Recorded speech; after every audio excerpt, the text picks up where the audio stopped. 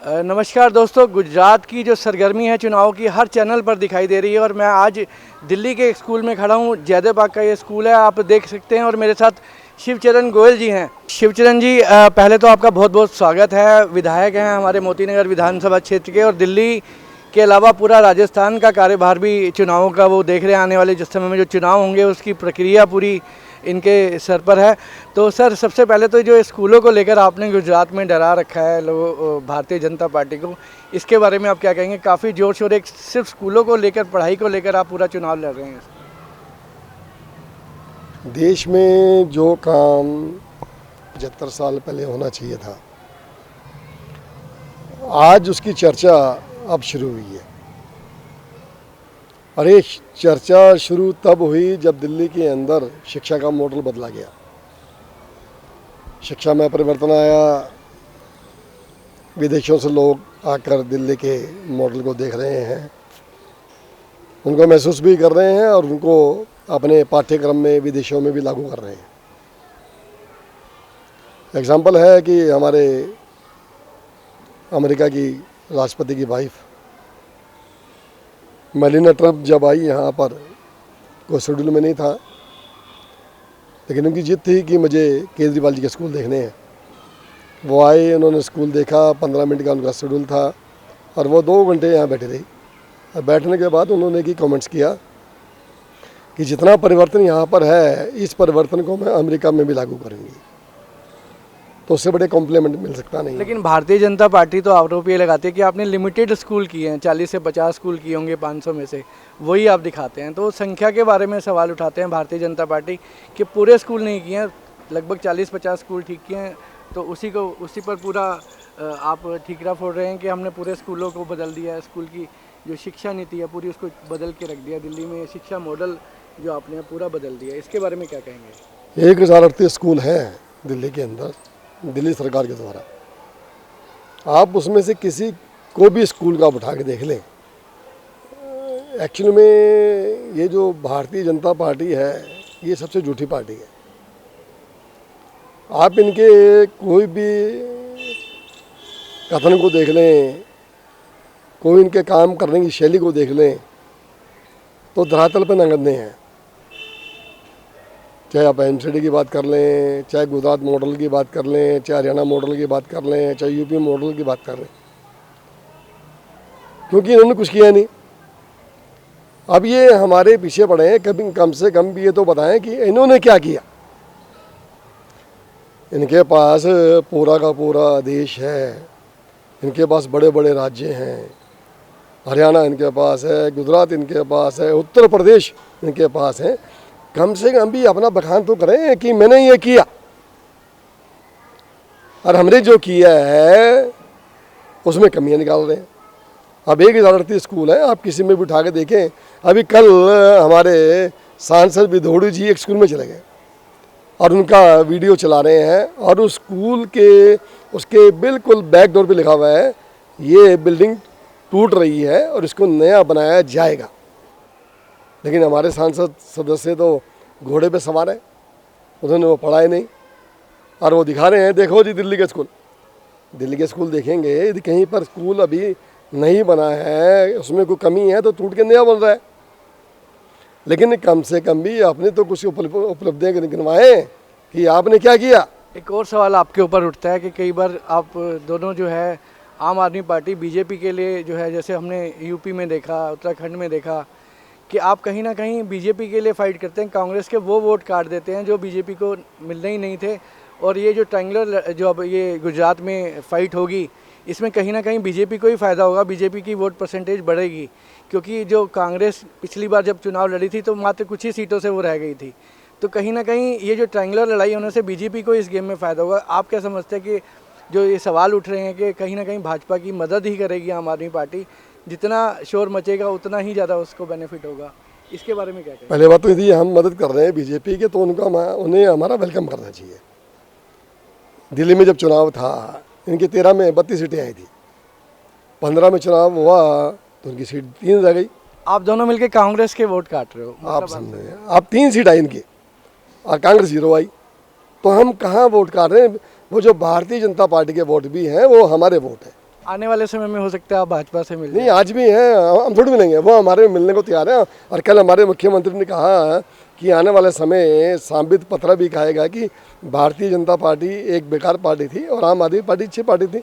ये सभी जितने भी भारतीय जनता पार्टी के लीडर्स हैं वो आने को व्याकुल हैं और उन्हें पता है कि ये जितने झूठ, जितने जुमले बोले जा रहे हैं ये धरातल पे का नहीं है। और हर आदमी चाहता है कि मैं अच्छे काम करूँ, उन्हें वहाँ अच्छे काम करने का मौका मिल नहीं रहा। और अच्छे काम करने का मौका सिर्फ एक ही जगह मिल सकता है, वो आम आदमी पार्टी है। एक और आप आरोप लगा रहे हैं, सीएम साहब भी दिल्ली में कल भी काफ़ी पत्रकार भी थे कि कूड़े के ढेर के ऊपर, कूड़े के पहाड़ों पर आपने काफ़ी जोर दिया है। एमसीडी के दिल्ली के चुनाव को लेकर आप उस पर घेर रहे हैं भाजपा को।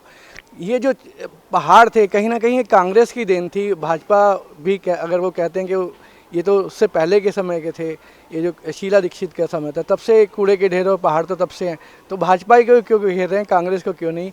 एक तो ये सवाल भी है और दूसरा कूड़े का जो मुद्दा आपने उठाया है इसको लेकर, इसमें आप क्या कहेंगे कि खाली भाजपा जिम्मेवार है, क्या दिल्ली सरकार कहीं इसमें इसका कोई रोल नहीं है? पिछले 16 साल से एमसीडी पर बीजेपी का कब्जा है। तो जब 16 साल से एमसीडी का कब्जा बीजेपी का है तो हम किसको करेंगे? इन्होंने 3 बड़े बड़े पहाड़ दिए और उन पहाड़ों को बड़ा करते जा रहे हैं। आज पूरी दिल्ली कूड़ा कूड़ा हो चुकी है। आप किसी गली में चले जाएं, किसी रोड पे चले जाएं, किसी पार्क में चले जाएं, हर जगह आपको कूड़ा कूड़ा मिलेगा। अब ये पूरी तरह से नाकाम हो चुके हैं और ये बात उन्होंने मान भी ली है, भाजपाइयों ने मान ली है कि अब ये कूड़ा हमारे से साफ नहीं हो पाएगा और उन्होंने अपने हाथ जमीन पे टेक दिए हैं। हर कूड़ादान में कह रहे हैं मशीनें आ रही हैं जिस तरह से, मशीनें तो मैंने अभी कल मैंने एक वीडियो डाली थी आचार्य भिक्षु की आगे। मैं उस पर भी आऊँगा। पहले आपसे वो कूड़े जो सीएम साहब जो आरोप लगा रहे हैं उस पर मैं चाहूँगा कि भाजपा ही क्यों, कांग्रेस क्यों नहीं जिम्मेवार? मैं जब 16 साल से भाजपा एमसीडी पे काबिज है तो 16 साल कम तो नहीं होते। हमें आए हुए अभी गिनती के 8 साल नहीं हुए और 8 साल के अंदर दिल्ली में इतना परिवर्तन कर दिया। स्कूल बेहतर कर दिए, हॉस्पिटल बेहतर कर दिए, 24 घंटे बिजली मिल रही है, पानी घर घर में मिल रहा है, महिलाओं को बस यात्रा मिल रही है, राशन फ्री मिल रहा है, पेंशन 2500 रुपये मिल रही है, तीर्थ यात्रा बुजुर्गों को मिल रही है। उनका कोई काम तो बता दें, एक काम बता दें। आप एक काम किसी भी भाजपाई से पूछ के बता दें कि एमसीडी ने पिछले 16 सालों में ये काम किया और हम काम गिनाते गिनाते थक नहीं जाते।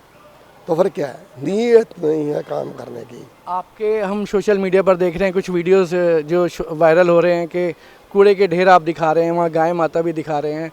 तो जो आपके क्षेत्र के काउंसलर हैं मोती नगर के विपिन जो मल्होत्रा जी हैं, उन्होंने आपसे सवाल किया है, ये मैं उन्हीं का सवाल आपसे कर रहा हूँ कि गलियों से कूड़ा जो है वो पहले बाहर आता है, बाहर के बाद वो गाड़ियाँ उसको लेकर जाती हैं, ये एक प्रक्रिया है।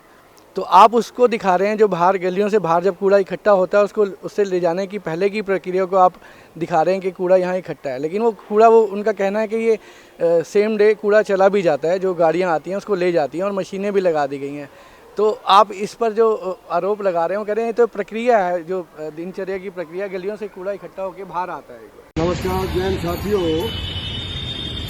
मैं इस समय मोती नगर आचार्य भिक्षु हॉस्पिटल के सामने खड़ा हूँ और बिल्कुल आचार्य भिक्षु हॉस्पिटल के मेन गेट के सामने ये एमसीडी ने पूरा कूड़ा फैलाया हुआ है। यहाँ पर रोजाना 3000 से 4000 पेशेंट डेली इलाज के लिए हॉस्पिटल में आते हैं और यहाँ पर निरंतर एमसीडी के अधिकारी को सूचित किया जाता है कि यहाँ पर ये जो गंदगी है, इस गंदगी की वजह से जो यहाँ पर पेशेंट हॉस्पिटल में रह रहे हैं और यहाँ पर जो निरंतर इलाज के लिए आते हैं और यहाँ गंदगी का पूरा जमावड़ा है। बार बार सूचित करने के बाद, बार बार एलजी हाउस को बताने के बावजूद भी इसके ऊपर कोई कार्रवाई नहीं है। और इन्होंने एक ये बना भी रखा है, ये मशीनें भी लगा रखी हैं जो कि ओनली आई वॉश है। नमस्कार, मैं विपिन मल्होत्रा, निवर्तमान निगम पार्षद मोती नगर वार्ड 90। मैंने अभी भी सोशल मीडिया पर विधायक शिवचरण गोयल जी की एक पोस्ट देखी जिसमें वो आचार्य भिक्षु के सामने वाले ढलाव पर कूड़ा होने की बात को लेकर के ऐसे इंटरप्रेट कर रहे हैं कि पूरे वार्ड के अंदर, वार्ड 90 के अंदर कूड़ा ही कूड़ा है। मैं आपसे एक बात पूछना चाहता हूं, अगर कूड़ा गलियों से साफ होके कहाँ जाता है? ढलाव पे। अगर हमारा वार्ड स्वच्छ हो रहा है, ढलाव पे कूड़ा है, इट मीन्स कि हमारे वार्ड गलियों में कूड़ा उठा के हमारे सफाई कर्मचारियों ने एमसीडी के और ढलाव पे रखा, और वहां से गाड़ी दिन में एक बार या 2 बार लगती है। जब भी कूड़ा इकट्ठा होता है गाड़ी उसको ले जाके आगे पास ट्रांसफर करती है। तो मुझे ये समझ नहीं आता कि आप पार्टी वालों के दिमाग में और दिल में भाजपा का इतना डर क्यों है। दिल्ली में आज अगर कोई सफाई व्यवस्था को मेंटेन कर सकता है तो भाजपा, और देखना आने वाले एमसीडी चुनाव में भाजपा ही दोबारा से चौथी बार सरकार बनाएगी एमसीडी में। अरे आप भैया, ढलाव पे अगर कूड़ा नहीं होगा तो गलियों में होगा क्या? और ढलाव पे भी हमने कॉम्पैक्टर लगा दिए हैं, टीपीटीडीएल में हमने मीटर अप्लाई कर दिया, वो जो कि आपका डिपार्टमेंट है टीपीटीडीएल, और मीटर अभी तक इंस्टॉल नहीं किया। जैसे ही मीटर इंस्टॉल होगा ये कूड़ा भी ढलाव के बाहर नहीं होगा, ये कूड़ा भी कॉम्पैक्टर के अंदर होगा, और यहीं अंदर से सीधा यहाँ पे मशीनों के अंदर ट्रांसफर होगा, और मशीनों से ही कूड़ा लोड होकर के बाहर जाएगा, ट्रांसफर होगा। तो भाई भाजपा से डरो मत, चुनाव में आओ, जनता दिखाएगी आप पार्टी बुरे ज्यादा से ज्यादा मतों से हारने वाली है, आप देखना, और भाजपा दोबारा से जीतने वाली है। इसका फैसला जनता करेगी। धन्यवाद। आज जहाँ वो कूड़े की प्रक्रिया जो आपने वीडियो में देखी, आचार्य भिक्षु हॉस्पिटल जो वीडियो में भी हम दिखा रहे हैं, जो एंट्री पॉइंट है मोती नगर का, और वहाँ पर प्रतिदिन 3 से 4 हज़ार पेशेंट आता है इलाज कराने के लिए, और वो रोज़ इस कूड़े को फेस करता है। तो वहाँ पर कम से कम भी 200 पेशेंट एडमिट रहते हैं, सरकारी स्टाफ रहता है, सरकारी डॉक्टर्स रहते हैं, कम से कम भी एवरेज के अंदर वहाँ पर 1000 लोग तो एवरी टाइम वहाँ पर रहते हैं, और ओपीडी के अंदर जो अलग रहते हैं वो आते हैं। तो ये जो 1000 लोग वहाँ पर रहते हैं एट ए टाइम, और वो ये कूड़ा जब सड़कों पे पड़ा होता है, इससे कितनी गंदगी फैलती है, कितनी महामारी फैलती है। कम से कम भी एमसीडी को देखना चाहिए, ये भाजपाइयों को देखना चाहिए कि कम से कम भी ये हॉस्पिटल को तो बख्श दें। अंदर 2 मशीनें लगा दी, बड़ी बड़ी मशीनें लगे, कम से कम भी मेरे ख्याल तो हो चुका है 1 साल। तो उनका कहना है कि किस तरह से हो, प्रक्रिया तो यही है कि बाहर आता है और फिर उसके बाद जाता है। तो वो मैं आपसे ये कह रहा हूँ कि 1 साल से वो मशीन अंदर लगी हुई है। आप जैसे मशीन ये हमारे शिवन बस्ती पे भी लगी हुई है, यहाँ पर भी है, लेकिन कूड़ा यहाँ नीचे डलता नहीं है। मशीन में ही क्या करते हैं मुझे नहीं पता, लेकिन यहाँ कूड़ा नीचे नहीं डलता। जब वहाँ 2 मशीनें लगी हुई हैं, वो क्या कर रही हैं? ये कुल मिला के भ्रष्टाचार का पूरा एक नमूना है, और पूरे वर्ल्ड के अंदर दिल्ली की एमसीडी मशीनें खराब पड़ी हैं, नई मशीनें मुझे नहीं पता खराब पड़ी हैं ठीक पड़ी हैं। जब वो वर्किंग बनी है तो खराब ही है ना। यदि वो मशीनें ठीक हैं तो उसको यूटिलाइज में लें, और यदि जनता का पैसा है, सरकार का पैसा है, इस पैसे का इस तरह से इस्तेमाल करेंगे आप, तो ये पूरा एक सोचनीय विषय है। और ये कोई उस जगह की बात थोड़ी है। फिर मैंने एक दिन वीडियो फिर डाली कल कि गौ माता वहाँ पर बसई दारापुर के क्षेत्र में घूम रही है, सुदर्शन पार्क के बोले घूम रही है, कूड़ा बीन रही है, कूड़ा खा रही हैं, और पूरे वो सैकड़ों गायें पूरे मोती नगर में, सुदर्शन पार्क में, करमपुरे में घूमती हैं। उसकी जवाबदेही किसकी है? उनका ये भी कहना था, ये जब सवाल मैंने उनसे किया कि जो आपने कहा ये जो गायें हैं जितनी सारी गौशाला की गायें हैं, जबकि ये प्राइवेट गायें हैं, प्राइवेट आदमी इनको खुला छोड़ देते हैं, सुबह और शाम को ये अपने आप अपने उन घरों में पहुंच जाती हैं गायें। और कहीं ना कहीं पूरी रोहतक रोड पर भी ये जो है काफ़ी ट्रैफिक को भी काफ़ी बाधा डालती हैं। तो इस पर आप क्या कहेंगे कि ये जो प्राइवेट जो लोग गायों को छोड़ते हैं कि उन पर अंकुश लगना चाहिए कि मतलब उस पर क्या कार्रवाई होनी चाहिए? मतलब कोई भी अंकुश है जिसके ऊपर दायित्व है एमसीडी के पास। यदि वो प्राइवेट की हैं तो उनके ऊपर एक्शन ले, यदि सड़कों पे घूम रही हैं तो उनको अपने उसमें गिरफ्त में लेकर गौशाला छोड़े। और गौशाला में हम 25 रुपये पर गाय हम प्रतिदिन हर गौशाला को देते हैं। तो हमने इतनी गौशालाओं के लिए उनको रख रखाव के लिए पैसे देते हैं। तो ये जो गायें फिर भी घूम रही हैं, चाहे वो प्राइवेट की हैं चाहे आवारा हैं, लेकिन है जिम्मेदारी किसकी? सड़कों में घूम रही हैं, तो यदि जो उनको छोड़ रहे हैं आप उनके ऊपर एक्शन करें, और जो वैसे घूम रही हैं तो उनको गौशाला में भेजें। तो जिम्मेदारी किसकी है? इसका हल कब तक निकलेगा? हल तो हाँ, हमारे पास ये एमसीडी आ रही है तो हम सब निकाल देंगे। क्योंकि लोग तो परेशान हैं, बाकी सब तो ठीक है, आप भी कह देते हैं, भाजपा भी कह देती है। नहीं लेकिन तो बाय द वे परेशानी तो लोगों को है। आप ये समझें 3 घर हैं सरकार के यहाँ पर। एक घर है केंद्र सरकार का, एक घर है दिल्ली सरकार का, और एक है घर एमसीडी सरकार का। मैं अपने घर का कोई काम हो आप मेरे से जब मर्जी करवा लें। केंद्र सरकार के अंदर पुलिस आती है तो पुलिस की जवाबदेही किसकी है? तो केंद्र सरकार के पास है। यदि कोई ज़मीन की कोई भी सुनवाई है केंद्र सरकार के पास है। कोई भी कानून व्यवस्था बिगड़ती है दिल्ली के अंदर तो हमारे गृह मंत्री उसके जिम्मेदार हैं। दिल्ली सरकार के पास पानी है, बिजली है, स्कूल है, हॉस्पिटल है, जो दिल्ली सरकार के अंतर्गत आते हैं, बड़ी बड़ी सड़कें हैं, वो हमने बड़े बड़े पुल हैं जो हम कर रहे हैं। आप हमारा रख रखाव देखें। फिर तीसरा घर है एमसीडी। एमसीडी के घरों में जितनी भी सड़कें बनती हैं घरों के आगे कॉलोनियों में सारी एमसीडी बनाएगी। नालियाँ साफ़ करेगी, बनाएगी, एमसीडी करेगी। जितने भी पार्क मेंटेन किए जाएंगे वो एमसीडी करेगी।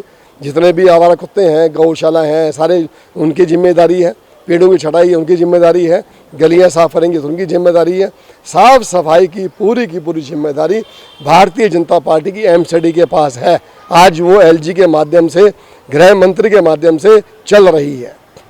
कहीं ऐसा तो कुछ मिला जुला खेल नहीं है कि गुजरात आप दे देंगे और एमसीडी आप ले लेंगे, कुछ इस तरह की कोई टाई अप हुआ हो? खेल हमारा किससे है? हमारा भाजपा से कोई ऐसी टाई यदि हमारा टाई अप होता है तो हम भी भ्रष्टाचार में होते, हम भी सारे तरह इनकी तरह से सारे कामों में लिप्त होते। वो तो कह रहे हैं कि आप ईमानदारी से काम मत करो, वो तो कह रहे हैं आप भी हमारी तरह भ्रष्टाचारी बन जाओ। अब इनके मुख्यमंत्री उठा के देख लें, जब ये चिल्लाते थे, बड़े बड़े फतवे जारी करते थे, ये व्यापम घोटाला, ये वाटर घोटाला, ये भूमि खनन, मुख्यमंत्री है इसके अंदर, इन पे कार्रवाई कब करेंगे? यदि कह रहे हैं भ्रष्टाचारी बन जाओ, हमारे ऊपर वो छापे डालते हैं, रेड डालते हैं, सीबीआई की, ईडी की, इनकम टैक्स की, पुलिस की, कुछ नहीं मिलता।